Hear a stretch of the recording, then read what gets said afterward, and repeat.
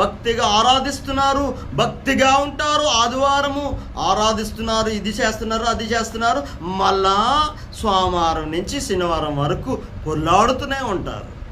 అంటే ఆదివారం ఒక్కరోజేనే నీ భక్తి. ఎప్పుడైతే పరిశుద్ధాత్మ దేవుడు నీ జీవితంలోకి ఎంటర్ అవుతాడో అప్పుడు నీ రివర్స్ గేర్ అయిపోతుంది, మొత్తం నీ జీవితం మార్చేస్తాడు ఆయన.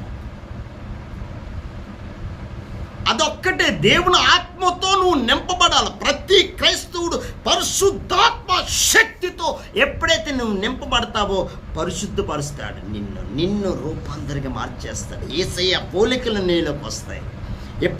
ఎప్పుడైతే ఆ సాధన చేస్తావో, ఎప్పుడైతే ఆ ప్రార్థన సాధన చేస్తావో, ఎప్పుడైతే ఉపవాసం ఉండే ప్రార్థన చేస్తావో, ఎప్పుడైతే నువ్వు ఇండివిజువల్గా నీ గదిలోకి వెళ్ళి ప్రార్థన చేస్తావో, ఎప్పుడైతే నువ్వు తలుపు వేసుకొని ప్రార్థన